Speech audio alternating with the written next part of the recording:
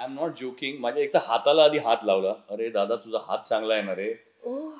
म्हटलं अरे बाप रे, माझा काटा येतो अजून सुद्धा अंगावर की माझा त्या डावा हात जातो चित्रपटात आणि उजव्या हाताला राखी बांधलेली असेल ती तोच शाबूत असतो.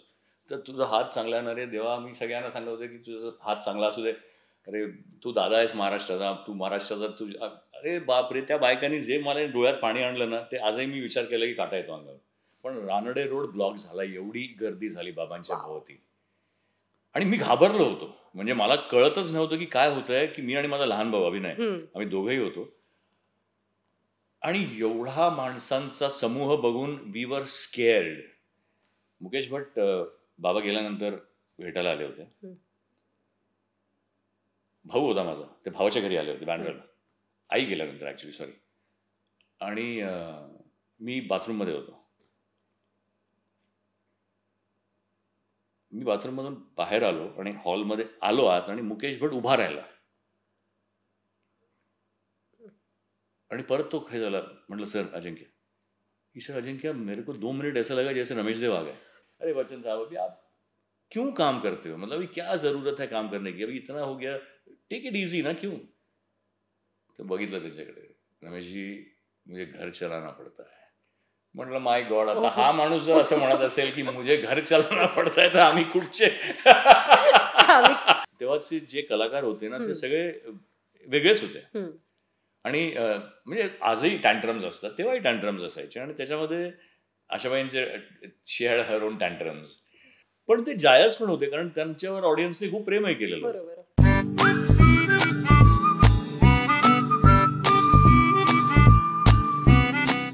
नमस्कार, मी रसिका शिंदे आणि अनफिल्टर्ड गप्पा विथ कलाकारच्या आजच्या भागामध्ये खरं तर मी एका अशा कलाकाराला भेटायला घेऊन आली आहे की जे स्वतः लेजेंडरी तर आहेतच, पण त्यांचे आई वडील देखील एक लेजेंडरी कलाकार होते. से रमेश देव आणि सीमा देव यांचा मुलगा अजिंक्य देव सर आज आपल्यासोबत आहेत. सर खूप खूप स्वागत. थँक्यू. आणि हा पॉडकास्ट विल बी नॉस्टॅल्जिया तुमच्यासाठी, माझ्यासाठी आणि आपल्या ऐकणाऱ्या प्रेक्षकांसाठी. कारण तुम्ही इतके आयकॉनिक मूव्हीज दिले आहेत, त्या मूव्हीजची गाणी पण तितकीच आयकॉनिक होती. तर सगळ्यात आधी तर माझा पहिला एक असा प्रश्न आहे की जेव्हा सकाळी लहानपणापासून जेव्हा सकाळी उठायचात तेव्हा असं व्हायचं की अरे मी रमेश देव आणि सीमा देव यांचा मुलगा आहे.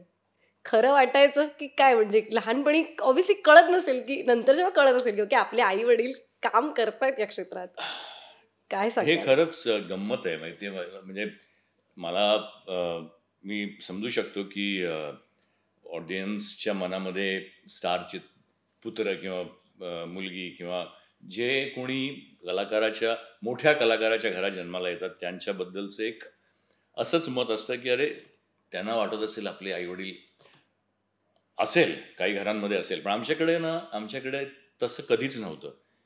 माझी आई मला सोडायला शाळेत यायची, म्हणजे जेव्हा मी शाळेत जायला लागलो तेव्हापासून बाबांबरोबर. बाबांचा जे वलय होतं ना ते खूप मोठं होतं. आई ही she was the woman next door. तिच्याबद्दलचं प्रेम आणि तिच्याबद्दल आपुलकी ही प्रचंड होती बायकांमध्ये, परंतु बाबांकडे स्टारडम होतं. म्हणजे मी किती वर्षाचा असेल, माझ्या मते आम्ही रानडे रोड दादरचा जो आहे तिथे आईला शॉपिंगला जायला आवडायचं. तिकडे ते तिचा ठरलेला वाणी होता, तिकडे ज्वेलर्स होते वामन हरी पेठे. तेव्हा मी लहान असताना त्यांच्याबरोबर जायचो सगळीकडे. आई असताना लोक यायची, म्हणजे प्रेमाने यायची आईकडे भेटायला.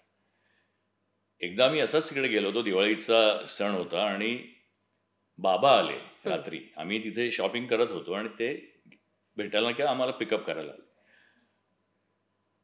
आणि मला विश्वास, म्हणजे आज मी तुम्हाला सांगितलं तर तो कदाचित असं वाटेल की अरे हे एक्झॅजरेशन आहे, पण रानडे रोड ब्लॉक झाला, एवढी गर्दी झाली बाबांच्या भोवती आणि मी घाबरलो होतो. म्हणजे मला कळतच नव्हतं की काय होतंय, की मी आणि माझा लहान भाऊ अभिनय आम्ही दोघेही होतो आणि एवढा माणसांचा समूह बघून वी वर स्केअर्ड आणि बाबांना म्हणजे चारी बाजूनी लोक आली होती. इतकं बाबांचं वलय होतं, बाबांचं स्टारडम प्रचंड होतं. म्हणजे असंच आम्ही नागपूरला एकदा जात होतो दौऱ्यांवर, बाबांबरोबर जाणं व्हायचं माझं बऱ्याचदा. सुट्टी असली आणि दौरे लागले की मग जायचं आई बाबांबरोबर. मी सांगतो तुला, दादर स्टेशनवरनं गाडी पकडल्यापासून ज्या बोगीमध्ये आम्ही फर्स्ट क्लासच्या होतो त्या बोगीच्या प्रत्येक स्टेशनावर लोकांचा असा जबरदस्त लोंढाच्या लोंढा बाहेर उभा असायचा फक्त बाबांना बघण्यासाठी. आणि नंतर ते आम्ही खिडक्या बंद केल्या तर खिडकीवर दारावर जोर जोरात आपटायचं. म्हणजे we used to be scared. म्हणजे त्यांच्या पॉप्युलॅरिटीची आम्हाला भीती वाटत होती. असं एक काहीतरी विचित्र तो ग्राफ होता बाबांचा.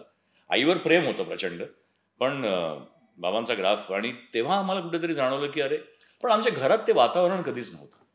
आमच्या घरात आई नेहमी म्हणायची की आपलं घर हे लोण्यासारखं आहे, पाण्यात राहून सुद्धा पाण्याचा स्पर्श नाहीये. कारण चित्रपटसृष्टीत राहून सुद्धा आमच्या घरी कधीही पार्ट्या आणि मग अल्कोहोल किंवा दारू किंवा काहीच नाही. बाबांना कसलंच व्यसन नव्हतं. त्यामुळे आमच्या घरातलं वातावरण हे अगदी सामान्य घरात जसं वातावरण असतं तसंच होतं. तेव्हा ती हवा डोक्यात जाणं की मी रमेश देव सिंहादेवांचा मुलगा आहे. मी शाळेत सुद्धा होतो, म्युनिसिपल स्कूलमध्ये होतो. मला तेच विचारत की शाळा कॉलेज कुठे होतं? फार 16th रोडवर BPM high school, Babubhai Pannalal Mohanlal high school, municipal school, English medium, याच्यामध्ये माझं शिक्षण झालं, माझं आणि माझ्या लहान भावाचं. आणि कॉलेज पार्ला कॉलेजला होतो मी, पार्ला ईस्ट मध्ये. आता त्याचं नाव बदलून मला वाटतं साठे कॉलेज झालं. तेव्हा ते पार्ला कॉलेज होतं. भावाने आर्किटेक्चर केलं, तो JJ ला होता.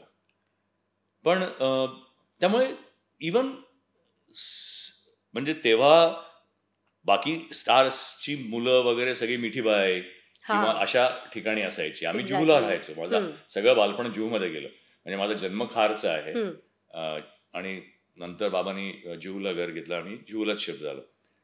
सो जुहूलाच लहानपण गेलं. तरी सुद्धा माझी जी सगळी ग्रोथ आहे किंवा माझा जो वाढीव वयातला जो सगळा प्रवास आहे हा अगदी रेग्युलर लोकांबरोबरच गेलेला आहे. त्यामुळे माझे सगळे मित्र हे आज कोणी इंटिरियर्स मध्ये आहे, तर कोणी कन्स्ट्रक्शन मध्ये आहे, कोणी केमिकल्स मध्ये आहे.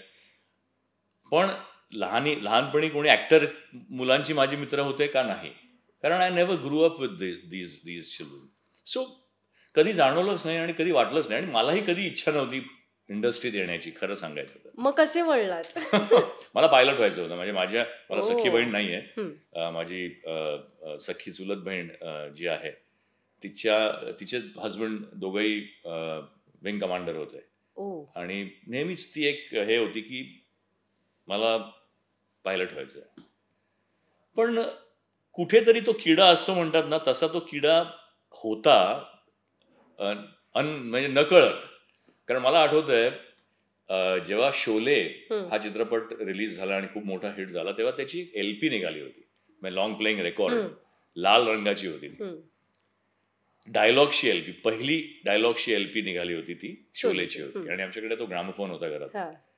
तर आम्ही ते शोलेचे सगळे डायलॉग्स पाठ होते आणि आजही पाठ आहे. एक्झॅक्टली. ते मला वाटतं सगळ्यांनाच पाठ असतील. पण मी आणि माझा भाऊ आम्ही दोघं ते एनॅक्ट करायचं. तर त्याच्यामध्ये माझा भाऊ सगळे रोल्स करायचा, गब्बर सिंग पासून ते सांबापर्यंत तो. आणि मी फक्त अमिताभ बच्चन झालो. आणि मग मारामाऱ्या, फाईट्स, ऍक्शन सगळं. सो कुठेतरी तो मनात किडा होता. मग बॉबी तेव्हा पॉप्युलर झाला होता आणि बॉबी मधलं ते गाणं मैं शायर तो नाही, ते गायचा प्रयत्न करायचा, ते सिंग करायचा प्रयत्न करायचा. सो कुठेतरी ते उपजत होतं, परंतु भीती होती. एक तर बाबांना तसं पाहिलेलं आणि ती ऑडियन्सच्या समोर जाण्याची भीती. मी माझ्या अख्ख्या शाळेच्या किंवा कॉलेजच्या करिअरमध्ये कधीच नाटक केलं नाही, कधीच स्टेजवर आलो नाही, कधी भाषण दिलं नाही. एकदा मला जबरदस्तीने इंडिपेंडन्स डेच्या दिवशी, कारण आईबाबांचा मुलगा अजिंक्य बोलेल काहीतरी म्हणून 4 शब्द बोलण्यासाठी दिले, मी पळून गेलो होतो. सो म्हणजे मला कधीच वाटलं नव्हतं मी या लाईनमध्ये येईन. येण्याचं असं झालं की राजदत्त माझे काका लागतात. हा, म्हणजे माझ्या मावशीचे यजमान. आईची मोठी बहीण त्यांना दिलेली आहे, शी इज नो मोर. पण तर काका आमच्या घरी नेहमी यायचे. आणि बाबा, मी 10वीत आल्यानंतर बाबांनी त्यांच्या डोक्यात नक्की होतं की मी अजिंक्यला हिरो करणार. हे अर्थात मला माहिती नव्हतं आणि आईची पण ती इच्छा नव्हती ऍक्च्युली. पण शेलार खिंड ही कादंबरी बाबासाहेब पुरंदरेंची, त्याच्यावर बाबांचं खूप काम चालू होतं. त्यांच्याबरोबर मी हिरो म्हणून नाही, परंतु त्यांचा मुलगा आणि बाबासाहेबांबरोबर फिरायला मिळतं म्हणून बऱ्याच किल्ल्यांची सहल करून आलेलो. राजगड, रायगड, बाबासाहेबांबरोबर. मी, दत्ता काका, बाबासाहेब आणि बाबा असे आम्ही चौघही रपेट केली होती सगळ्या किल्ल्यांची. कारण बाबांना शिलारखिंडवर चित्रपट करायचा होता. ओके. त्याच्यात मी काम करणार आहे का? नाही. लांबपर्यंत चान्स. मग आमचं दादरला ऑफिस होतं तेव्हा. मग शिलारखिंड कोणी करायचं? मग दत्ता काका डायरेक्ट करणार हे नक्की होतं. तर सर्जा हे कसं घडलं ते सांगतो. आणि मग ऑडिशन चालू झाली, पेपरात दिलं. आमच्या दादरच्या शिवाजी पार्कला असलेल्या ऑफिसच्या समोर जवळपास 1000 मुलांची लाईन झाली होती. म्हणजे आता जसं हे इंडिया आणि हे जे ऑडिशन होतात साठी आणि लोकांची तसं जवळपास पोलीस आले, एवढे लोक आली होती त्या चित्रपटाच्या हिरोसाठी. आणि ऑडिशन झाली, जे काय झालं सगळं चालू होतं. त्याच दरम्यान दत्ता काका मधुमालती ओबेरॉयसाठी अर्धांगीचं कथानक लिहित होते आणि ते डायरेक्ट करणार होते. आणि माझं शेवटचं वर्ष होतं कॉलेजचं. मी अमेरिकेला अप्लाय केलं होतं to go to US for further studies. आणि माझी ऍडमिशन झालीही होती. तर एक दिवस दत्ता काका बाबांना म्हणाले की मी नवीन मुलगा शोधतोय आणि नवीन मुलगी, तर अजिंक्यला घेऊया का? आणि बाबांना काय तेच हवं होतं, व्हॉट मोर. डन. मला न विचारताच त्यांनी सांगितलं. आणि मधुमालती ओबेरॉय घरी आले आमच्या. आणि तेव्हा दत्ता काका आमच्या घरी यायचे. जुहूला ते राहायचे ठाण्याला, पण ते मुंबईत असले की जुहूला यायचे आणि मग आमच्याच घरी राहायचे. मग त्यांचं लिखाण काम चालू राहायचं. मधुमालती ओबेरॉय आले आणि मला भेटले. मला म्हणाले अजिंक्य तुला हिरो करायचं. म्हटलं मला कोणीच सांगितलं नाही, व्हॉट इज हे काय नवीन? बाबा म्हणाले नाही तुला करायचं. अरे म्हटलं पण मी तयारच नाही आहे. आणि दॅट्स हाऊ, आणि अर्चनाचा तो पहिला picture Joglekar, that's how that film happened. आणि मी स्वतःला अचानक त्या वलयामध्ये अडकलेलं पाहिलं. आणि मी काही कळेच्या आतच मी भोरला शूटिंगसाठी पोहोचलो आणि चित्रपट केला. आणि चित्रपटाला बेस्ट ऍक्टरचा अवॉर्डही मिळालं स्टेटचा. म्हणजे आणि तोपर्यंत मग सर्जा अजिंक्य करणार हे ठरलेलं होतं. बाबासाहेबांनी सांगितलं की अरे सर्जा तू गावभर शोधतोयस, घरातच सर्जा आहे. आणि मग जो सगळा मग देन इट स्टार्टेड. मग माझं अमेरिका पण राहिलं तिकडेच. मी तिथे जाऊनही आलो, 1.5 महिन्यात परत आलो. तो सगळं कोलमडलं आणि मी हा असा कलाकार झाला. बरं, तुम्ही मगाशीच म्हणालात की नाटक केलं नाही कारण भीती होती स्टेजची. मग पहिल्यांदा कॅमेरा फेस केला तेव्हा what was your first reaction? That is also very interesting story. कारण दत्ता काकांनी अगदी व्यवस्थित डिझाईन केलं होतं. कारण मला काहीच माहित नव्हतं. मी पूर्णपणे आणि ते ऍक्टिंग क्लास किंवा ते काहीही नाही, नथिंग. मला जे काही शिकवलं ते दत्ता काकांनी शिकवलं. आणि जे बाकीचं आलं ते कदाचित आईबाबांच्याकडून जे मी उपजत घेतलं असेल ते. तर ते माझे गुरु खरे. पहिले 4 दिवस शूटिंगचे त्यांनी मला फक्त माझ्यावरच मूर्त केला पिक्चरचा. आणि एक बॅकग्राऊंडचं गाणं होतं. म्हणजे त्याची गोष्ट मला आठवत नाही तू पिक्चर पाहिलायस की नाही, परंतु अशा काळे माझ्या आई आणि त्या शी इज नो मोर. आणि तिचं भूत त्या घरात वावरत असतं मुलासाठी. तिचा जीव तिथे अडकलेला आहे आणि त्याचं एक गाणं आहे. आणि त्याच्यामध्ये माझा नुसता ट्रॅव्हल आहे आणि अख्खं गाणं त्या नुसत्या ट्रॅव्हलवर आहे. आणि मध्ये मध्ये तिच्या बरोबरचे लहान मुलाचे क्लोजअप्स आहेत माझ्या लहानपणीचे. बाबांनी, दत्ता काकांनी 3 दिवस मला एकही डायलॉग दिला नाही.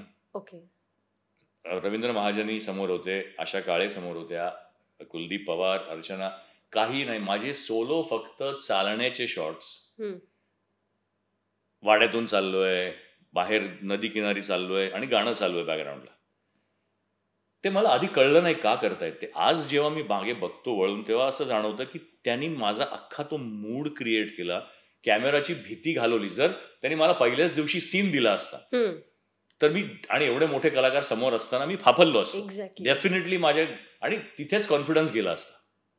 बरं, त्या सगळ्या कलाकारांनी रमेश देव आणि सीमादेव यांच्यासोबत काम केलेलंच आहे. आणि त्याशिवाय सगळेच मातब्बर कलाकार. आणि मी जर त्यांच्या समोर 101% माझ्या लाईन्स विसरणार आणि विसरलो असतो डेफिनेटली, आणि कॉन्फिडन्स पडला असता. आणि तो जर पडला असता तर तो परत आणणं कठीण झालं असतं. सो हा विचार करून दत्ता काकांनी 3 दिवस मला फक्त कॅमेराची ओळख करून दिली, नकळतपणे. जनता समोर असताना काय रिॲक्शन्स देत जायचं ते मला फक्त सांगायचे, घेऊन तू असा चाल, असं असं झालेलं आहे, आईचं असं झालेलं आहे तसं, आणि मी फक्त ते करायचो. आज मी जेव्हा बघतो काटा येतो अंगावर की त्यांनी घडवला असा, आणि नंतर मी रुळलो, सगळ्या युनिट बरोबर रुळलो, बाकीच्या कलाकारांबरोबर रुळलो, कारण भेट झाली, एकत्रित राहिलो, 3 दिवस 4 दिवस काम केलं without speaking a single line. आणि 5व्या दिवशी जेव्हा लाईन आली आणि मग रोमॅन्स करायचा होता अर्चना बरोबर, तिने नाटकं केलेली होती आधी, त्यामुळे तिला ते जमून गेलं. मग then I think it just became a part of me. आणि म्हणजे न कळत कसा कलाकार बनवला जातो हे असं उदाहरण आहे. दत्ता काकांपेक्षा दुसरं कोण चांगलं करू शकलं असतं? कोणीच नाही ऍक्च्युली. बरं, तुम्ही आत्ताच उल्लेख केला की आशा काळे असतील किंवा कुलदीप पवार सर असतील, ह्यांच्यासोबत बरेच चित्रपट केले तुम्ही. काय होतं त्यांच्या काही आठवणी? काय सांगाल? काय किस्से घडायचे?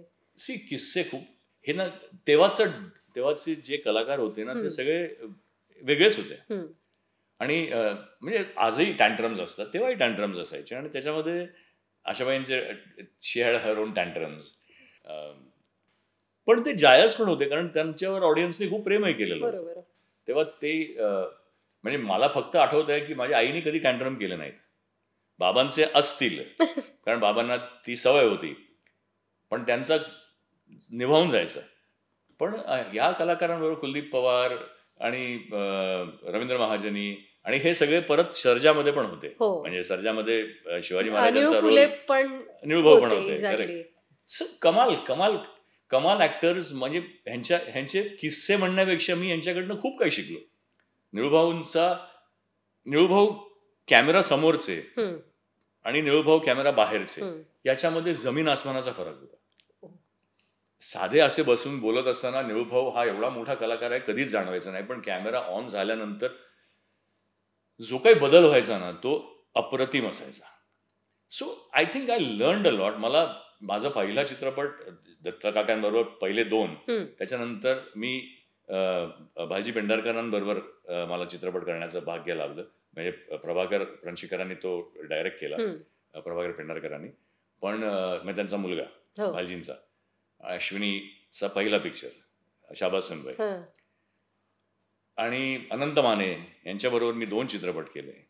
सो मला ना ह्या सगळ्यांबरोबर काम करण्याचा चान्स मिळाला आणि खूप काही शिकायला मिळालं. अनंत मानेंचा एडिटिंगचा सेन्स इतका जबरदस्त होता, जो मी आजही विसरू शकत नाही. की कमालीचा सेन्स, की कट मला माहितीये मी कुठे जोडणार आहे पुढे, तू रिटेक मला नकोच.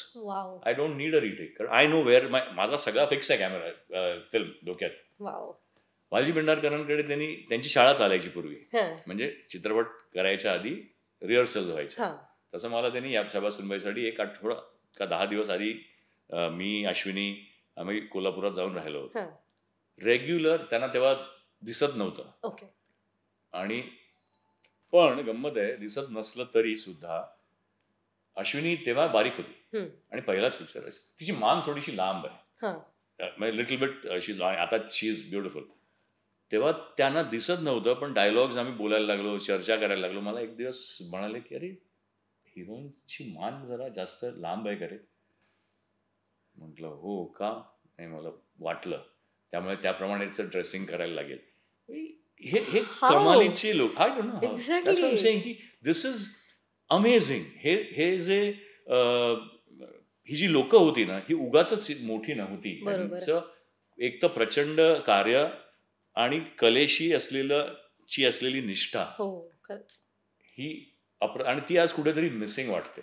मी तेच म्हणणार होते की एक तुम्ही मगाशी म्हणालात की टँट्रम्स होते, आजही आहेत, पण टँट्रम्स किंवा आपण की आपण एखादी गोष्ट केली की तो जो ॲटिट्यूड आहे तो आपण हक्काने मिरवू शकतो की बाबा मी हे केलंय.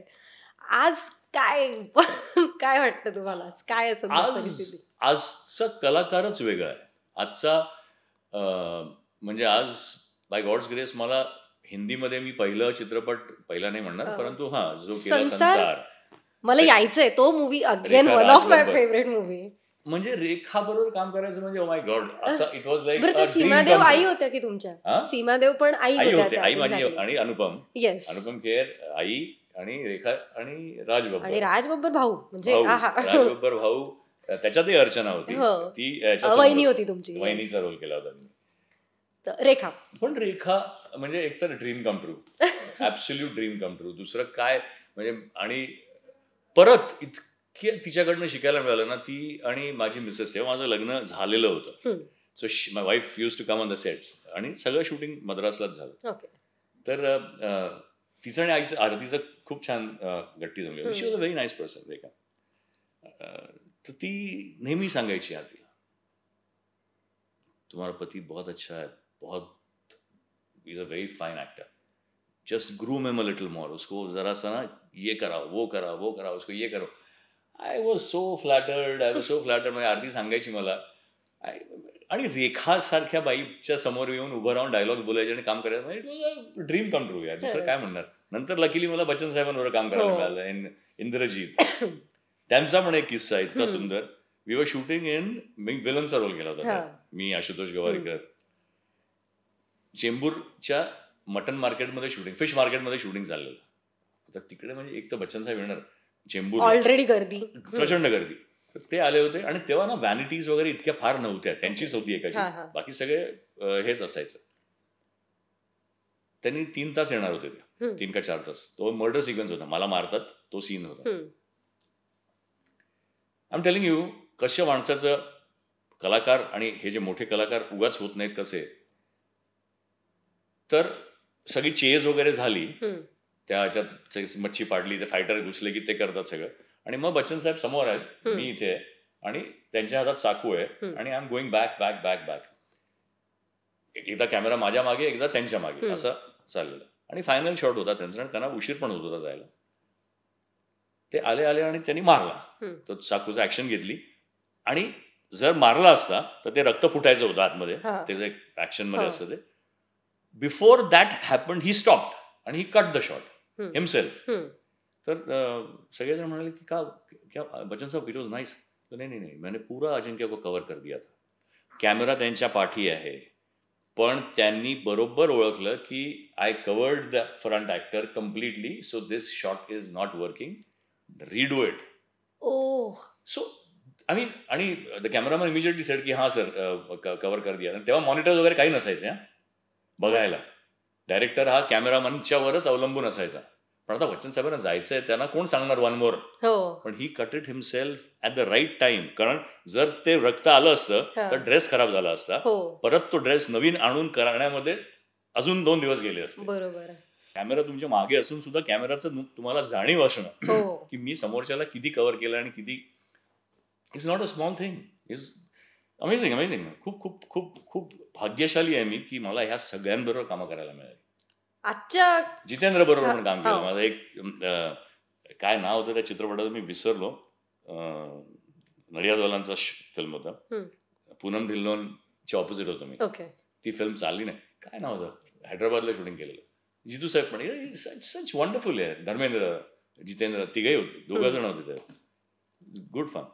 म्हणजे मला तुमच्याकडून ऐकताना आणि म्हणजे लोक की खूप किस्से, कारण त्यांना सगळ्यांना आम्ही पाहिलंय फक्त, आणि ते असं की मी पाहिलंय पण तुम्ही जगलायत ते.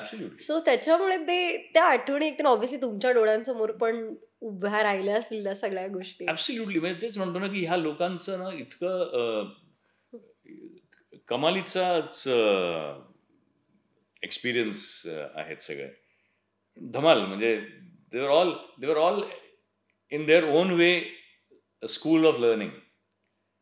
कारण तुम्हाला ज्याला शिकायचं आहे तो कुठेही शिकू शकतो असं म्हणतात ना, तसंच आहे. तुम्ही शिकलात. मला लकीली मिळालं शिकायला, आणि लकीली मी ते कुठेतरी स्वतःमध्ये थोड्या बहुत प्रमाणात का होईना पण आत्मसात करू शकलो. So I consider my self very lucky.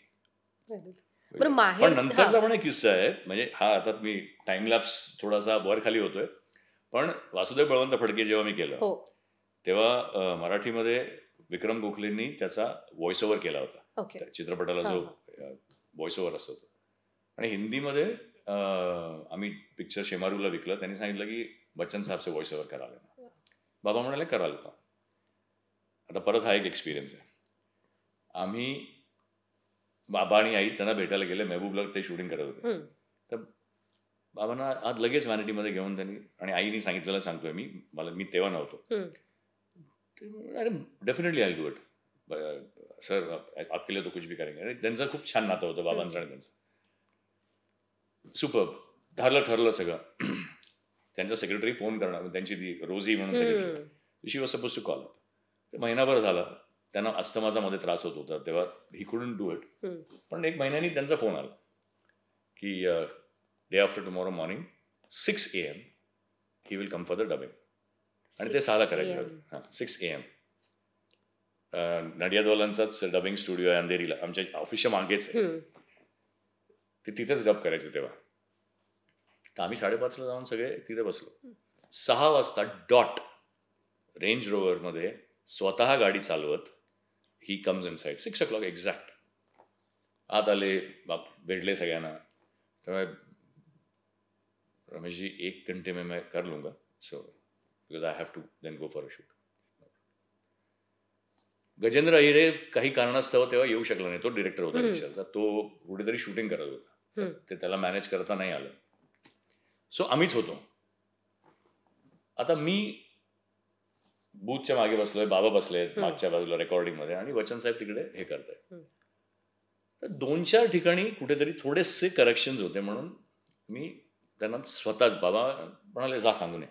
मी आत गेलो, म्हणलं सर ये, अच्छा ये ठीक नहीं लगा क्या, ऐसा ऐसा, हाँ चलो ठीक है, I think your right, will do it this वे.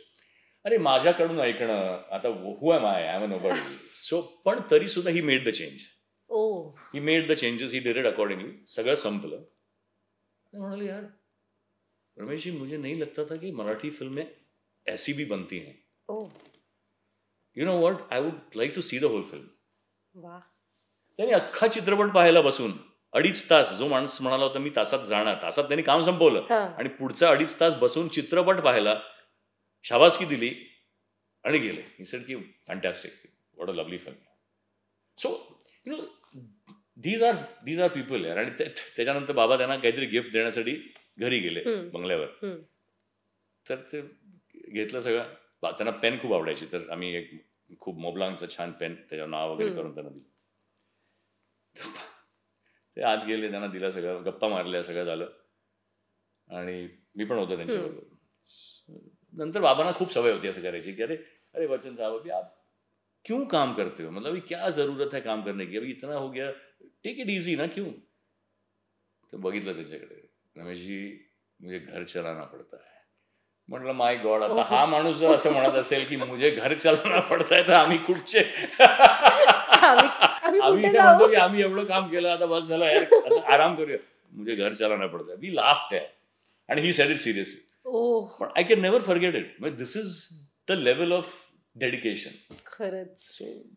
आत्ताच त्यांना ऍक्च्युली मला पण ऐकायचा म्हणजे अनुभव आला की लता मंगेशकर पुरस्कार त्यांना दिला, तर तेव्हा तेच त्यांनी, म्हणजे ते शार्प अगदी आय थिंक 6ला एक्झॅक्ट 6ला ते होते, कारण 6:30ला कार्यक्रम सुरू होणार होता. उशीर झाला थोडा, पण ते एक आहे ना की खरंच डेडिकेशन, किंवा ती तयारी, ती भाषण त्यांनी लता दीदींसाठी खास मराठीत त्यांनी कविता त्यांनी केलेली, ती त्यांनी वाचून दाखवली. प्रचंड त्यांचं ते इंडस्ट्रीमधली खासियत होती ना. बच्चन साहेबांबरोबर फिल्म करायची म्हणजे डॉट वेळ, 9ची shift, 9 o'clock he will be there, 6 PM च्या शिफ्टला 6 PM ही लिव्ह. ओके. त्यांचं क्लिअर होतं की 9 म्हणजे मी 9ला dot I will be ready on the set. असं नाही की मी आता आलोय, नाही 9 o'clock I will be ready on the set. हे पण दुसरं प्राण साहेबांची मजा आहे. I work in a film called Eent Se Eent बजा देंगे. मी रोनित रॉय, आणि त्याच्यामध्ये शम्मी कपूर पण होते, प्राण साहेब पण होते, पण प्राण साहेबांवर माझा जास्त सीन्स होते. You have to listen to this. मला मज्जा येते. नाही पण ऐकायलाच पाहिजे, कारण हे खरंच किस्से आहेत. आम्ही फिल्मिस्तानला शूटिंग करत होतो, आणि प्राणसाहेब आले, माझा 2-3 दिवस होता त्यांच्याशिवाय, आणि नंतर ते आले 9 वाजता. त्यांची दाढी मिशी वगैरे सगळं होतं, आणि तेव्हा AC स्टुडिओज नाही, काही नाही, फ्लोअर्स वर normal. I am telling you Rasika, 9-9:30ला रोल होत होता. त्यांचा सीन होता पहिला, माझा आणि त्यांचाच होता. तो झाला, म्हणजे सुरू झाला, आणि 11-11:30 पर्यंत सीन संपला. आता नॉर्मली प्रत्येक सिनियर ऍक्टर म्हणा, आम्ही सुद्धा, सीन आपला झाला, आपण जाऊन आपल्या मेकअप रूम मध्ये बसलो, व्हॅनिटीमध्ये बसलो, कुठे बसलो, पण साहेब बसलेले होते तिकडेच, खुर्ची टाकली आणि तिथे बसून राहिले. म्हटलं काहीतरी असेल, माझं काय लक्ष गेलं नाही. आमचं सीन चालू आहे. लंच ब्रेक झाला, लंचला गेले, जेवले, 3 वाजता परत सेटवर येऊन बसले. त्यांचा शॉट आला 5 वाजता संध्याकाळी नेक्स्ट सीनचा. Okay. Till 5 he was sitting on the set with the entire getup. काढून वगैरे काही नाही. ठीक आहे. पहिला दिवस मी म्हटलं असेल काहीतरी, I never bothered. Second day same.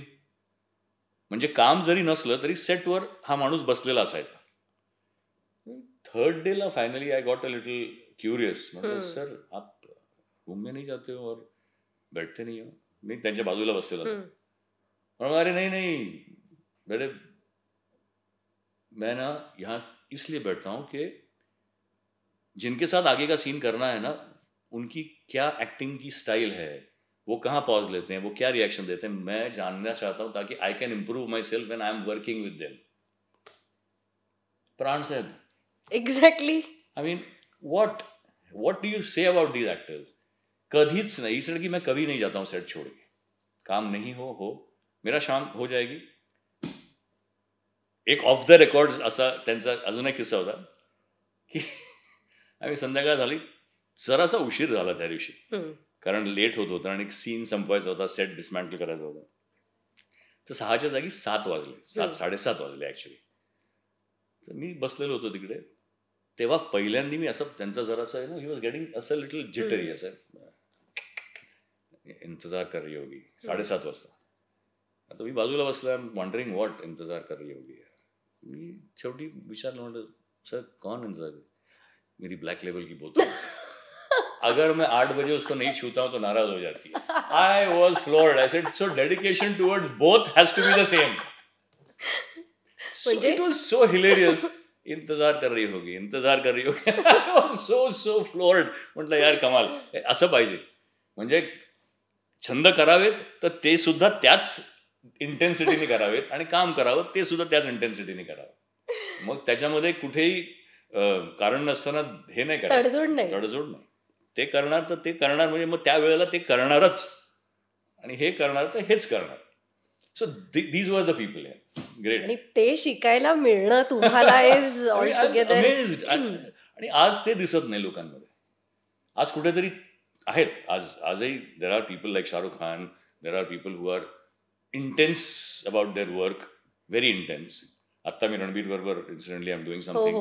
तर व्हेरी गुड बॉय, एक्सिलंट, म्हणजे इतका छान मुलगा आहे ना. अगेन तोही एका फिल्मी बॅकग्राऊंड कल्चर दिसतंच त्याच्यातून. म्हणजे अदब आणि शांतपणे बसणं. Star as today is a star. I mean is a star. Animal नंतर तर त्याची पॉप्युलॅरिटी कुठच्या कुठे गेली आहे. पण सेटवर बसून क्वाइट शांतपणे बसणं, काही टँट्रम्स नाहीत, नथिंग ॲट ऑल. तो आहे असं पण जाणवत नाही सेटवर. नाहीतर लोकांचे ते अंटुराज असतात, 8 लोक, चमचे, काही नाही. एकदम शांत एका कोपऱ्यात बसलेला असं. शॉट आला की शॉटला बसायचं. मांडी घालून त्याला बसता येत नव्हतं. आमचा आत्ता सीन झाला तो, आणि मांडी घालून बसला तर कळा यायला लागला पायात. तर तो खाली झोपला. मला म्हटलं सर कैसे करते हो आप यार, मैं तो मेरे को नहीं बैठ सकता. पण such a lovely person. So lovely आहे. म्हणजे आजही या जनरेशनमध्ये सुद्धा there are people who are very very dedicated. And पण मराठीबद्दल काय सांगाल? मराठीचं कल्चरच वेगळं आहे. आज मराठीमधला एक तर काय झालं माहितीये का, मराठीला स्टारडम तसं फक्त लक्षालाच मिळालं, लक्ष्मीकांत बेर्डेला. आणि कारण तो हिंदीमध्ये पण गेला आणि मराठीमध्ये पण त्यांनी खूप कामं केली. आणि Laxya had a popularity, super popularity, crazy popularity. Ashok लक्षाची पेअर आणि ते सगळं. पण नंतर Bharat to a certain extent. पण अदरवाईज नोबडी गॉट दॅट. म्हणजे कारण काय व्हायचं ना, मी नाटक का कधी केलं नाही त्याचं एक कारण असं आहे की नाटक एक तर मला भीती वाटते. मला लाईव्ह ऑडियन्स आता नाही वाटत. स्टेज फिअर पूर्वी वाटायची. मी भाषण पण देत नव्हतं, पण आता I can manage it.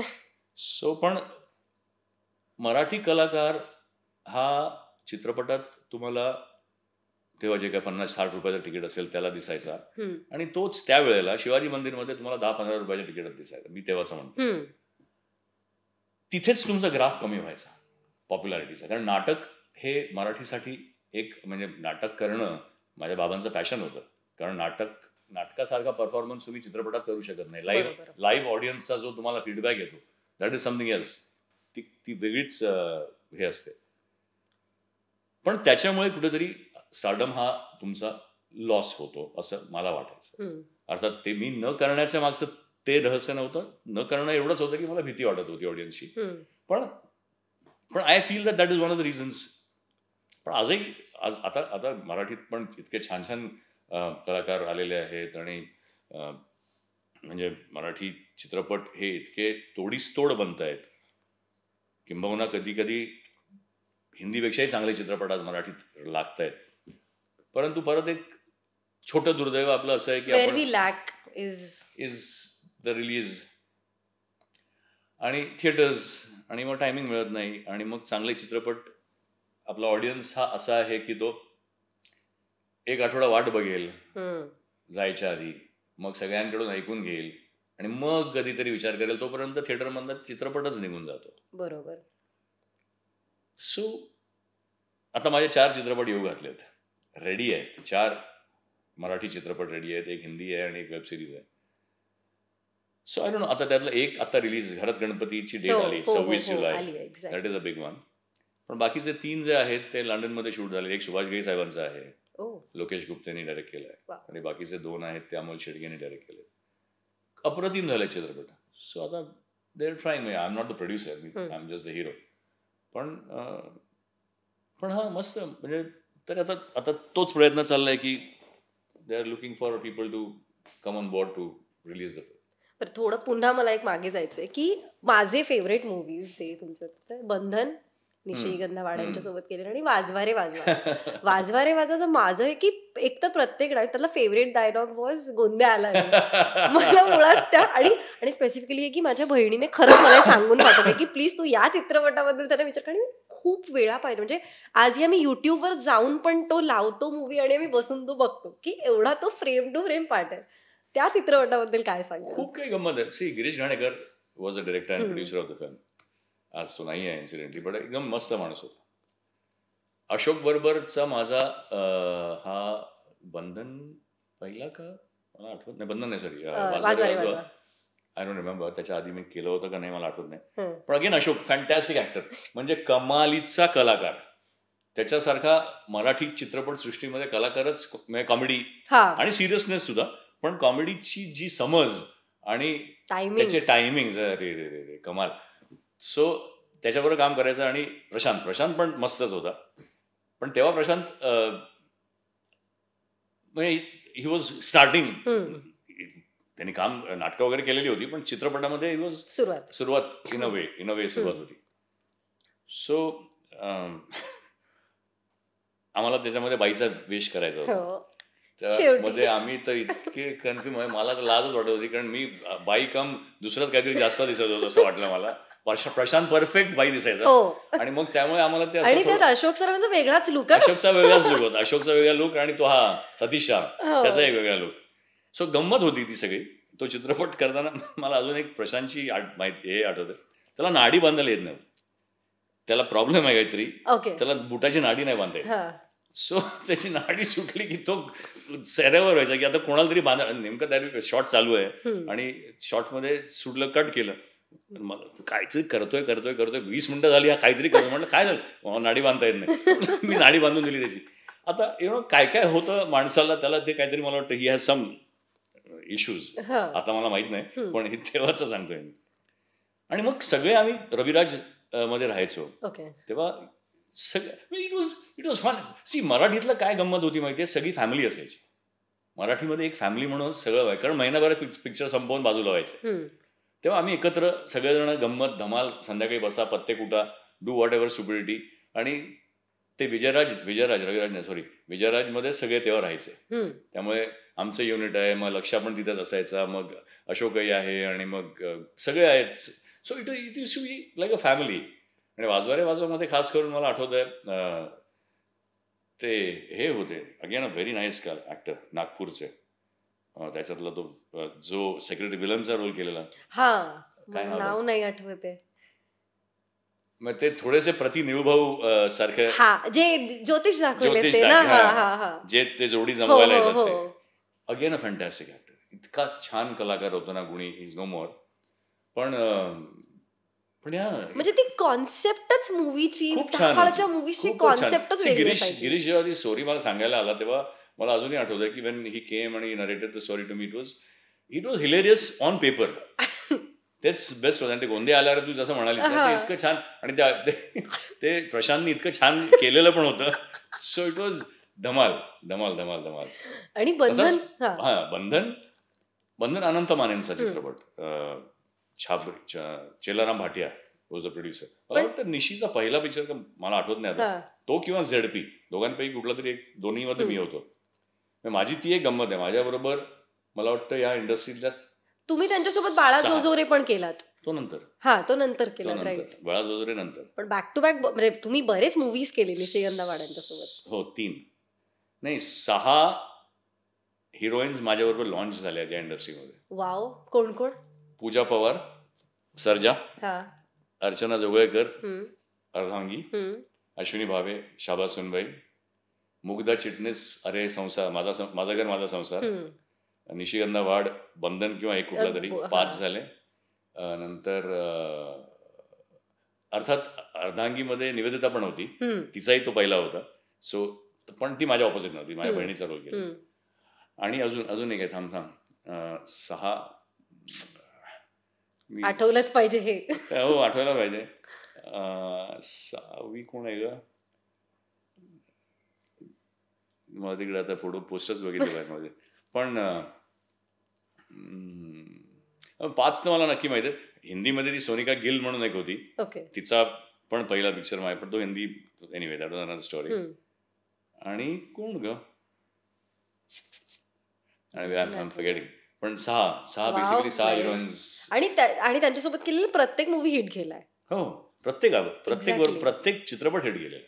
All of them. Real pleasure working with all of them. बरं, बंधन बद्दल मी हे म्हणत होते की if I am not wrong 91ला तो मूवी आलेला. तर 91ला तो मूवी आलेला.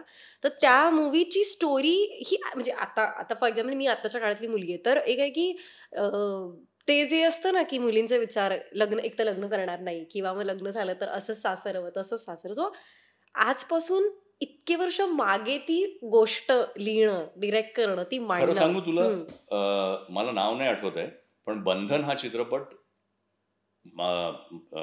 आपल्या अनंत माने सरांच्या बॅकग्राऊंड, पहिल्या कुठल्या तरी चित्रपटांमधला ब्लॅक अँड व्हाईट चित्रपटाचा रिमेक होता. येस. आणि त्या चित्रपटामध्ये मला वाटतं जे निशीने काम केलं ते उषा किरण यांनी केलं होतं.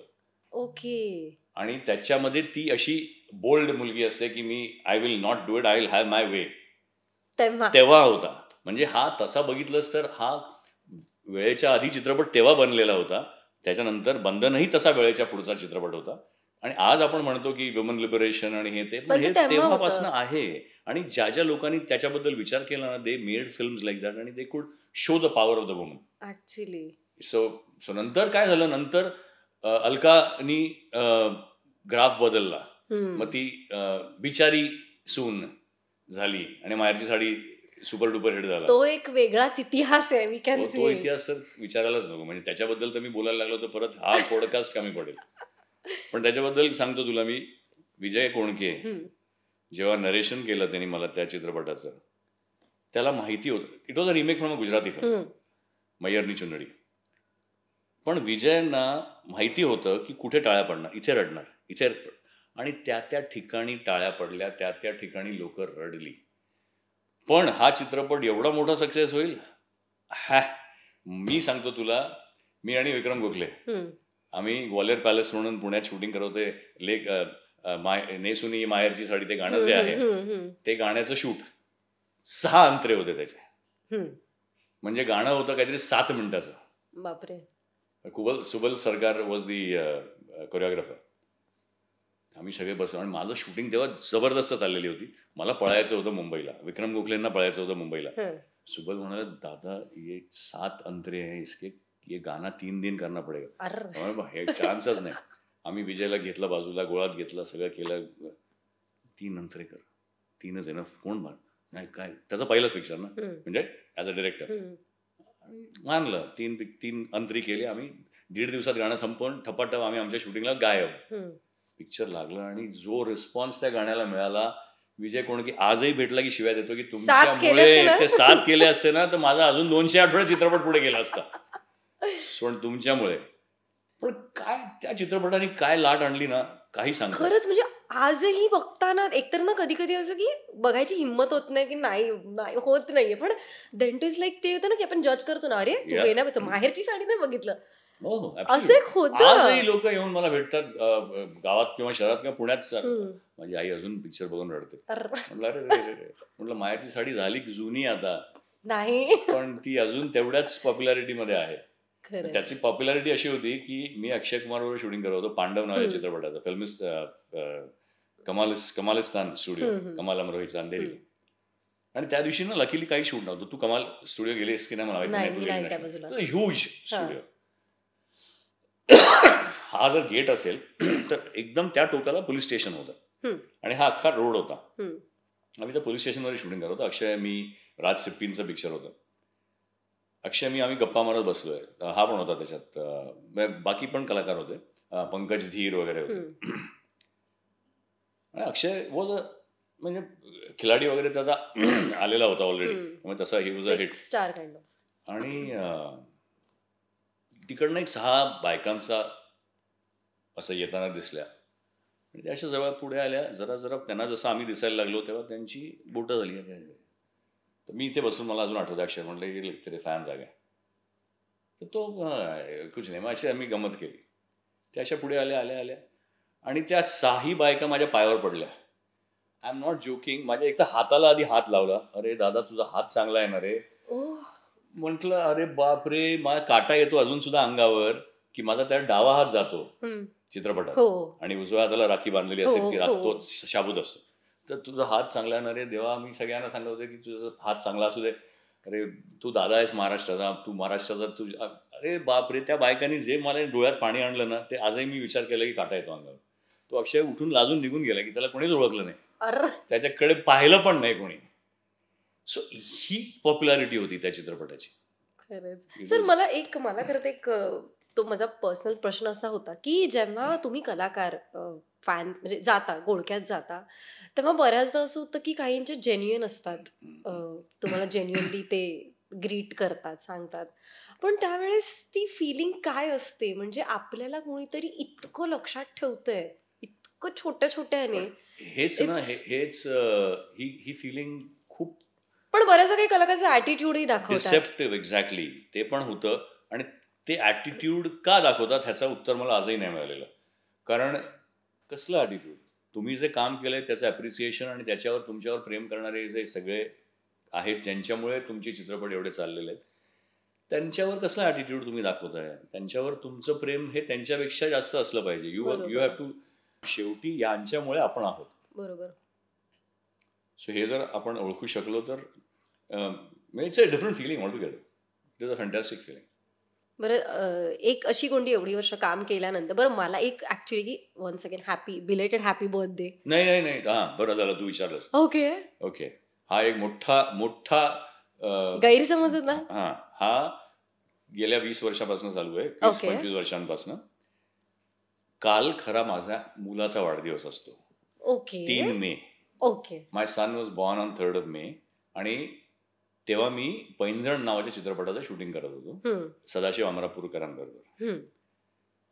त्या दिवशी कधीतरी शूटिंगच्या नंतर त्यांचा एक इंटरव्ह्यू कुठेतरी छापून आला आणि त्यांनी आर्याचा जन्म आहे म्हणून, कारण तेव्हा माझ्या मुलाचा जन्म झालेला होता, त्याच्याऐवजी अजिंक्य देवचा वाढदिवस आहे असं काहीतरी ते बोलून गेले होते. I am telling you Rasika, त्या दिवसापासनं मी 2 वाढदिवस सेलिब्रेट करतो. आज माझा मुलगा 30चा आहे, पण काल अख्खा इंटरनेटवर माझ्या नावाने हॅपी बर्थडे आणि सगळ्या मीडियाला मी 50 वेळा सांगून झालं की, आणि हेच लोक माझा जो खरा वाढदिवस आहे 17 जानेवारी, त्या दिवशी ही विश करतात सगळे. सो मला 2 वाढदिवस आहेत आणि मी मी थकलो सांगून. आता या तुमच्या माध्यमाच्या थ्रू मी सांगतो की बाबा, माझ्या मुलाचा 3 मेला असतो, माझा 17 जानेवारीला असतो. I am welcoming all the good wishes for him on yesterday's day. पण मला 17 तारखेला आणि गंमत अशी आहे ना, सगळे कलाकार, सगळे मित्र, सगळे 17 तारखेला पण परत करतात. बरं, यात मला एक ऍड करायचंय, माझा वाढदिवस पण 17 जानेवारी आहे. काय सांगते? Wow, what so that is the case. म्हणजे एक सदाशिव अमरापूर तेव्हा टाकलेलं किती वर्षापूर्वी जुने असतील ते? खूप अगं खूप ना. आज my son is 30, so I am talking about 94. My God. 94, 95 ची गोष्ट असेल. मी जन्माला पण नव्हतं. So so so I am telling you know की ते अजूनही आहे. त्यामुळे मी सगळ्यांना काल सुद्धा मी दिलीप ठाकूरचा मला मेसेज आला, म्हणजे दिलीपला माहिती आहे. मला म्हणाला चला परत एकदा विश करतो. म्हटलं अरे दिलीप काहीतरी कर. मला म्हणाला मी बघतो काय. अरे त्या विकिपीडिया पासून सगळीकडे प्रयत्न केला पण कोणालाच लक्ष नाही. आणि सांगून सुद्धा आजही सांगितलं ना तरी सगळे विसरणार. परत पुढच्या वर्षी तेच होणार. परत 17 जानेवारीला सगळ्यांचा निरोप येईल, परत 3 मेला येणार. बरं, पण मला तेच विचारायचं की एज नाही दिसत हाव, म्हणजे आम्ही या वर्षात पण सर यार कंबर दुखतेय, पाठ दुखतेय, हाव एज काय विचारू शकते का मी? एज नको ना, पण का कसं जरा टिप्स द्या प्लीज. गरजेचं माझा एज इंटरनेटवर पण आहे, त्यामुळे त्याच्यात थोडंसं वय एक चुकीचं दाखवलेलं आहे. पण I am actually 1 year younger to what they have shown over there. पण anyway what is there to hide also की I am 64 born, so I'm 60. So it is a very clear understanding की एक तर मी म्हणू एवढं तर नक्की म्हणू शकतो की बाबा 93व्या वर्षी पण 93 वाटत नव्हते. तेव्हा हे कुठेतरी जेनेटिक असेल, आहेच. प्लस ह्याच्यामध्ये माझा स्वतःचा जो वाटा आहे तो हा आहे की एक तर तोंडावर दाबा प्रचंड. मी फक्त 2दा जेवतो. I don't eat anything in between. आणि हे म्हणजे ह्या सगळ्या गोष्टी ना मी जाणून बुजून करत नाही की मला असं राहायचंय, पण ही घडण आहे माझी. होऊन जातं, ही घडणच आहे. मला भूकच नाही लागत. वा, मी सकाळी ब्रेकफास्ट करून आलोय आज, आता I will directly do dinner. भूकच नाही लागत? नाही, लागतच नाही. I have a coffee, 2 coffees maybe मध्ये प्यायलो तर प्यायलो. मी एम्प्टी स्टमक वर्कआउट करतो. मी कार्डिओ करतो. आणि हे मी सगळ्यांना सांगेन की please cardio is a must today. मी 6 ते 7 किलोमीटर धावतो दररोज, ट्रेडमिलवर किंवा जू बीचवर. आणि कारण मला I am not a foodie, त्यामुळे माझं जेवण जर तू पाहिलंच घरी तर माझी बायको परेशान असते की मी काय करू तुझ्यासाठी. जी काही भाजी असेल ती आयदर सॉटे केलेली असेल इन ऑलिव्ह ऑइल किंवा मूग किंवा मटकी, मला हे दररोज दिलं तरी मी खाईन. 2 चपात्या आणि एवढंच, हेच माझं जेवण आहे. भात खात नाही. I don't. नॉनव्हेज खातो, पण ते सुद्धा असं नाही की I am very passionate about it की मला पाहिजेच. साधं भात मी सोडून दिलेलं आहे, पण चपाती आणि मटकीची उसळ इज माय फेवरेट. जर मला कोणी पिठलं दिलं तर आय विल लव्ह पिठलं आणि chapati bhakri. This is my food. This is my food period. आणि मला तेच जेवण तुम्ही जे मला आवडतं ते जर पुढचे 1-2 वर्ष दिलं ना तरी मी तेच खाईन.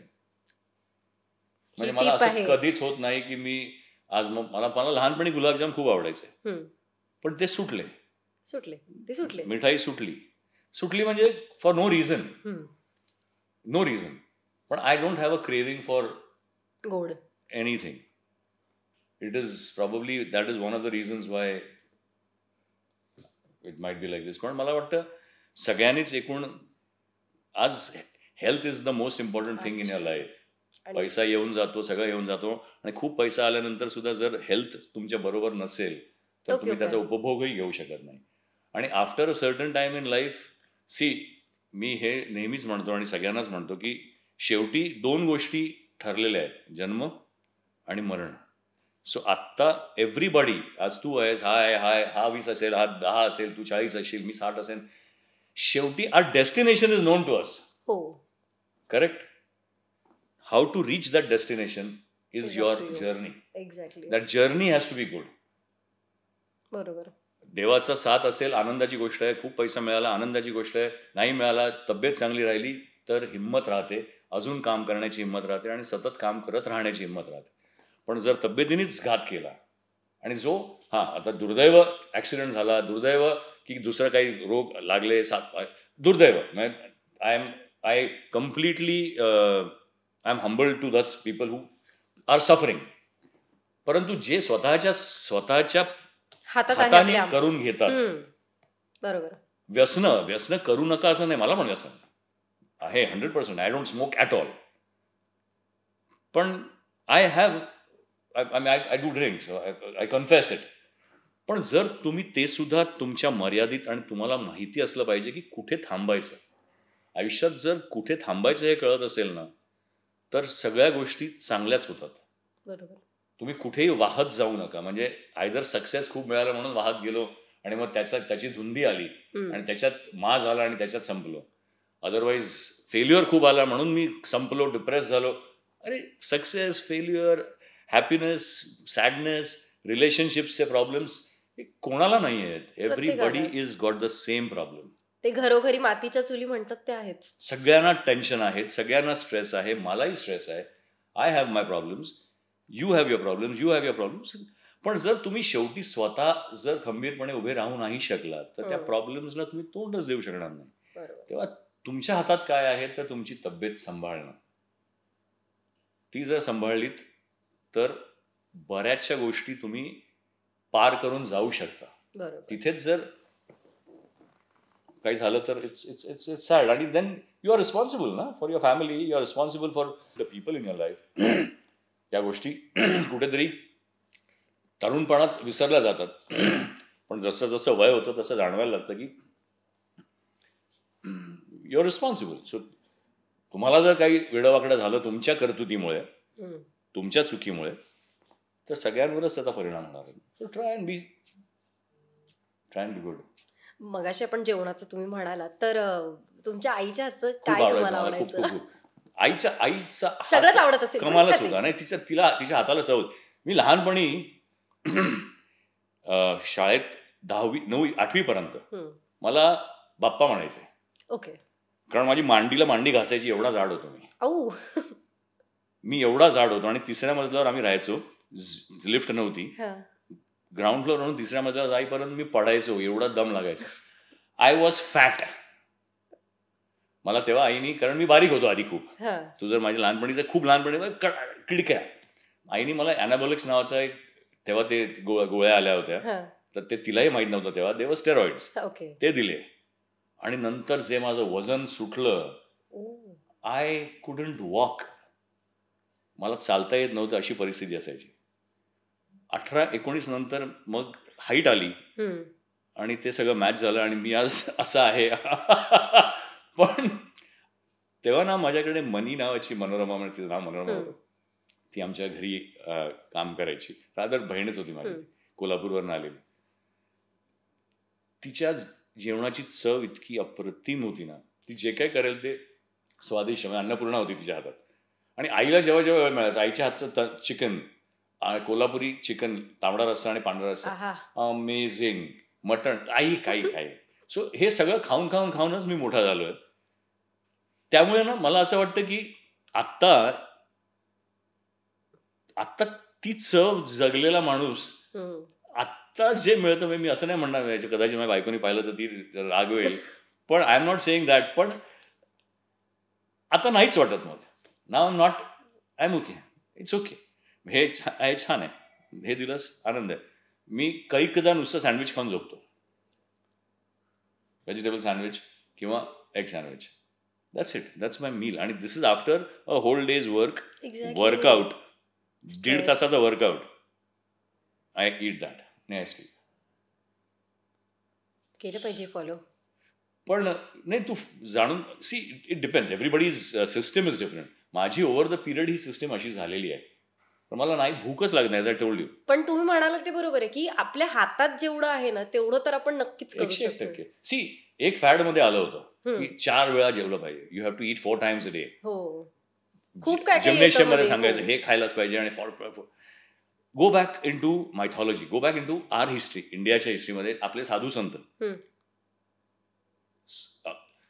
जे तपस्या करायचे आणि सगळं, ते कंदमुळं आणि फ्रुट्सवर जगायचे. आणि किती खात असतील ते. आज ते सगळे सडसडीत आणि 150-150 वर्ष जगलेली माणसं आहेत इतिहासात. सो फूड, सी कसं आहे ना, मी स्वतःचा अंदाज लावलाय. मी कोणी सायन्स मधला हे नाहीये, किंवा please nobody should take me seriously on this. It is for my body. मला असं वाटतं की मी जेवढं पोटात अन्न घालतो तेवढी माझी यंत्रणा चालू राहते सतत. So if I keep eating constantly, my stomach is working, my liver is working, my heart is pumping more blood to digest the food, everything is happening, all the systems are continuously working. बरोबर. तेच जर मी नाही खाल्लं 12 तास 13 तास तर my system is resting, it is getting its own आराम आणि इट इज रिज्युनेटेड. जेव्हा परत जेवण येतं तेव्हा डायजेशन पण चांगलं होतं आणि it doesn't bloat you, doesn't make you fat. हा मी सायन्सचा तुम्ही तुमच्या शरीराचा केलेला अभ्यास. So please nobody should take me seriously on this. मी म्हणेन तुम्ही असं मी करतो म्हणून कोणीतरी करू असं होऊ नये. मला हे जाणवलं, मी स्वतःसाठी हे करतो. It could be wrong completely, so please don't take it seriously. पण तू मला प्रश्न विचारलास की मी असा का, तर माझ्या पुरती लावलेला माझा हा अंदाज आहे, बाकी काहीही नाही. याला सायन्सचा आधार शून्य आहे. बरं, गप्पांच्या शेवटाकडे येऊयात. जाता जाता एक मला विचारायचं होतं की प्रत्येक कलाकाराच्या आयुष्यामध्ये एक ती कॉम्प्लिमेंट असते जी कायम लक्षात राहते. तर तुमच्या आठवणीतली अशी कोणती कॉम्प्लिमेंट आहे का? मे बी कदाचित ती कोणती नेगेटिव्हही असू शकेल, पण नेगेटिव्ह ही मे बी तुमच्या कॅरेक्टरसाठी असू शकेल. मला कॉम्प्लिमेंट्स खूप मिळाल्या, खूप मिळाल्या, खूप खूप खूप खूप खूप म्हणजे खूप खूप लोकांनी प्रेम केलं, प्रचंड प्रेम केलं. पण आत्ताची एक कॉम्प्लिमेंट जी मुकेश भट्टकडनं मला मिळाली, आणि ती मी कॉम्प्लिमेंट सर्वात महत्वाची मानतो. मुकेश भट्ट बाबा गेल्यानंतर भेटायला आले होते. भाऊ होता माझा, ते भावाच्या घरी आले होते बँड्राला, आई गेल्यानंतर ऍक्च्युली, सॉरी. आणि मी बाथरूममध्ये होतो. मी बाथरूममधून बाहेर आलो आणि हॉलमध्ये आलो आत, आणि मुकेश भट्ट उभा राहिला. आणि परत तो काय झाला, म्हटलं सर अजिंक्य, सर अजिंक्य मेरे को 2 मिनिट ऐसा लगा जैसे रमेश देव आ गए. I am literally telling you, मी मगाचपासून तुमच्याकडे बघते, खरंच भास होतोय, खरंच. मला म्हणाला अजिंक्य मैं बिलीव नहीं कर सकता हूँ, मेरे को 2 मिनट लगा कि रमेश जी बाहर आ गए वहां से. आणि I think that is the biggest compliment for me. खरंच. बाकी सगळ्या येतील जातील कॉम्प्लिमेंट्स, ज्या काय आहेत त्या आहेत आपल्या जागी. पण आणि मुकेश भट्ट सारख्या, आणि तो उभा राहिला, बसलेला उभा राहिला, म्हणजे तो खोटं पण बोलत नव्हता. तुम्ही पाहिलं ते? कारण मी असा, आणि मी विदाउट एनिथिंग, मी हात पुसत असा बाहेर आलो, आणि अचानक मुकेशजी उभे राहिले, आणि मी म्हटलं सर नमस्कार. सर यार for 2 seconds I thought it was Ramesh Dev. इतना तुम दोनों में रिझेम्बलन्स है. खरंच आहे, खरंच. म्हणजे आता तुम्हाला असं वाटेल की रसिकाचं म्हणते, पण खरंच ते म्हणतो ना, तो ऑरा किंवा ते दिसणं तुमच्या बोलण्यातून ते खरंच जाणवलंय. खूप खूप. So that this is the biggest compliment I should say. What more. बरं, जाता जाता एक आई वडिलांना एक मुलगा म्हणून काय सांगू इच्छिता, काय सांगायचंय किंवा एनिथिंग? सी आज दोघंही नाही आहेत. ते असताना काही गोष्टी मी सांगू शकलो मी चुका खूप केल्या आहेत. मी माझ्या वडिलांबरोबर माझे खूप वाद व्हायचे. त्यांच्या नंतरच्या काळामध्ये मी रागवायचो त्यांच्यावर चिकार, कारण कुठेतरी हट्ट. 92व्या वर्षी तो माणूस जाऊन काठी घेऊन चालता येत नसताना सुद्धा आम्ही घरी आलो संध्याकाळी, तर पत्ता लागला की हे मीरा रोडला शूटिंगला गेले. राग यायचा की का. पण आज मला जाणवतंय की मी जर चुकून त्या वयापर्यंत पोहोचलो तर मलाही तसंच राहायला आवडेल. त्यामुळे त्यांना मी आज सॉरीच म्हणू शकतो, कारण कुठेतरी आईबरोबर पण वाद झाले, निर्णय चुकीचे मी घेतले. ते सांगत असताना मार्गदर्शन त्यांचं मी स्वीकारलं नाही, कारण तुमच्या खुमखुमी असते जवानीमध्ये. तर ज्या आज ते ऐकत असतील मला कल्पना आहे, परंतु मी एवढंच म्हणेन की I am sorry for what ever wrong I did. परंतु आयुष्यभर मला काही लोक कधी कधी विचारतात की अरे तुला अजूनही कधी कधी आलं की रमेश देवांचा मुलगा आला असं म्हणतात, तुला वाईट नाही वाटत? म्हटलं का, ती लेगसी आहे माझी, तो माझा हक्क आहे. जर तुम्हाला त्यांनी रमेश देवांचा मुलगा म्हटलं तर मला राग येईल, तर मी त्यांचा मुलगा आहेच, तर I love it. Why should I feel नाही अजिंक्य देव हे नाव आता एवढं म्हटलं असेल ना, ते आपल्या जागी आहे. पण मी शेवटी रमेशदेव सीमादेवांचा मुलगा आहे आणि तो शेवटच्या घटकेपर्यंत राहणार. आणि त्यांच्यामुळे ती आणि ओळख त्यांच्यामुळे मी म्हणजे आज परिवारवादावर खूप आपल्या देशामध्ये चालू आहे मूर्खासारखं. परंतु का नसावं असं मी विचारतो तुम्हाला, की माझा हक्क आहे हा, जो मला माझ्या वडिलांकडनं आईकडनं मिळालेला आहे, हा वारसा आहे माझा, आणि तो मी का नाही मिरवायचा? कशासाठी नाही मिरवायचा? मी नाही तर मग कोण? मी उद्या जर RDP रमेशदेव प्रोडक्शन्स प्रायव्हेट लिमिटेड ही आमची कंपनी आहे, मी आणि माझा भाऊ आहे, माझा मुलगा आहे, मी माझ्या मुलाला नाही लॉन्च करायचं तर मी का दुसऱ्याला लॉन्च करू? त्याच्यामध्ये जर क्वालिटी नसतील आणि जर if he can't prove himself, पडेल तो, पब्लिक डिसाईड करेल ना. पण माझा बाप म्हणून हा हक्क आहे आणि अधिकार आहे की मी घोड्याला पाण्यापर्यंत नेणार. त्याच्यावर तुम्हाला राग काय हवा? नाही चाललं ना, चल ठीक आहे, no problem, that is his, ते त्याचा नशीब आहे. बरोबर. पण मी त्याला जर तिथपर्यंत नेला नाही आणि मी म्हटलं की नाही तू स्वतःच्या, तसेही लोक असतात आणि तसंही ठीक आहे, मी कोणाच्या विरोधात नाहीये, पण मला जर वाटतं, माझ्या वडिलांना वाटलं की माझ्या मुलाला मी ऍक्टर करेन कारण मला वाटतं की तो करू शकेल, ठीक आहे, मला खूप वर्ष लागली, अजूनही मी स्ट्रगल चालू आहे माझं, माझ्या मुलाला वाटत असेल तर he will do it, I will give him that opportunity, कारण मी देऊ शकतो. त्याच्यासाठी कोणाला वाईट वाटणं किंवा याला असं वाटणं की ही ऑपॉर्च्युनिटी मला मिळायला पाहिजे होती, maybe, but I am sorry, मी माझ्या मुलालाच देईन. आणि त्याच्यानंतर तो घोडा पाणी पितो की नाही हे घोड्यावर अवलंबून आहे आणि हे पब्लिक ठरवेल, त्याच्यामध्ये मी काहीच करू शकत नाही. So there is nothing wrong. I am very proud to be what I am. खूप छान वाटलं सर आज गप्पा मारून. आणि अजून एक just before you close, I would like to tell something जे मी आता मागे बोललो होतो. हल्ली ना मी बघतो लोकांना कुठेतरी आत्ताच्या सगळ्या नवोदित कलाकारांमध्ये आणि याच्यामध्ये एक असा एकतर ना काम मागायची लाज वाटते. जाऊन कोणाला तरी भेटून काम मागणं after you have proved your self. आधीचा स्ट्रगल वेगळा, पण मी त्यांना सांगू इच्छितो की आजही मी जाऊन काम मागतो. मला काम मागण्यात लाज नाही वाटत आणि ती वाटूच नाही कोणाला, कारण काम आहे शेवटी, ते तुम्हाला चालून तुमच्या दरवाज्यात येत नसेल तर तुम्ही त्याच्याकडे जाऊन ते मागण्यात कुठेही कमीपणा नाही आहे. आजचा कलाकार किंवा आजचे जे येणारे बरेचसे होतकरू कलाकार असतील किंवा कुठल्याही फील्डचे लोक असतील, जे यंग लोक आहेत, जे डिप्रेशनमध्ये जात आहेत आणि जे फ्रस्ट्रेट होत आहेत, त्यांना मी एवढंच सांगू इच्छितो की, आणि हा सल्ला आहे किंवा हे उपदेश नाही आहे, वाटलं मनापासून म्हणून मी तुमच्या या पॉडकास्टवर सांगतो की आयुष्यामध्ये उतार चढाव येतच राहतात, प्रत्येकाच्या आयुष्यात प्रॉब्लेम्स असतात, जसं मी आधी म्हटलं. त्याच्यासाठी डिप्रेस होणं आणि स्वतःच्या जीवाशी काही बरं वाईट करून घेणं is not the alternative. Face the world, face it with complete positivity. आणि टाइम्स चेंज, प्रत्येक एक रात्र आज आहे तर उद्या सकाळ ही होणारच आहे. सो प्लीज मी एवढंच सांगेन की डोंट बी डिप्रेस्ड आणि don't ruin your life for anything or anybody. Nobody is more worth then your self. So love your self.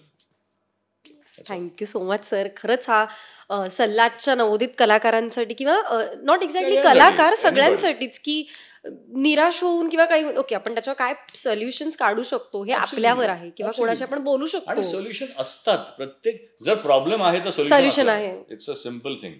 कदाचित ते एकाकडून नाही दुसऱ्याकडून मिळेल, पण बोला. आणि बरेच जण घुम्यासारखे बसून राहतात आणि मनातल्या मनात स्वतःला खात राहतात. टॉक, बरोबर, गो आउट, मीट पीपल. त्याच्यापेक्षा जास्त चांगला कुठलाही थेरपी नाहीये. लोकांना भेटा, मग करा. मी तर म्हणतो 4 रोमॅन्स करा, तुम्हाला वाटत असेल तर, लग्न झालं असेल तरी, नसेल झालं तर अजून 10 करा, पण fall in love with life, love life. कारण हे आता मी खूप ऐकतोय आणि लोकांमध्ये आणि यंग लोकांमध्ये खूप जास्त झालेलं आहे. त्याच्यासाठी आपण कुठेतरी आपल्या समाजाला पण दोषी मी धरतो, कारण त्याच्यावर कारण नसतानाची बोजी मनावर येतात. आणि पण हलकं व्हा यार, go out and enjoy life. There is a lot more to life than just doing something stupid. नक्कीच हा सल्ला म्हणू शकतो आपण जो सरांनी दिलाय तो खूप प्रत्येकाने खरं तर त्याच्यातून काहीतरी शिकण्यासारखं आहे. तर छान वाटलं खरं तर सर तुमच्याशी गप्पा मारून. खूप जुन्या आठवणी आम्ही तुम्ही अनुभवलेल्या आम्ही पुन्हा एकदा इमॅजिन केल्या. तर बऱ्याच राहून गेल्यात एक्झॅक्टली, कारण त्यासाठी खूप मोठा खूप podcast आहेत दिवस खरंच, कारण आपला दिवस दिवस जाईल खरंच आपला. अपुरा पडेल, इतक्या आठवणी आहेत. आणि मी पण जेव्हा I was preparing for this thing ना, माझं असं होतं की किती आहे, मी किती बोलू, काय बोलू, पण त्यातही खूप खरंच खूप छान वाटलं बोलून. Thank you. So thank you so much. आणि तुम्हाला आमच्या गप्पा कशा वाटल्या हे तुमच्या प्रतिक्रियामधून कळवाच. पुढच्या पॉडकास्टच्या ह्याच्यामध्ये नक्कीच नवीन एक कलाकार तुमच्या भेटीला घेऊन येईन. तोपर्यंत थांबतेय. भेटूयात पुन्हा एकदा. धन्यवाद.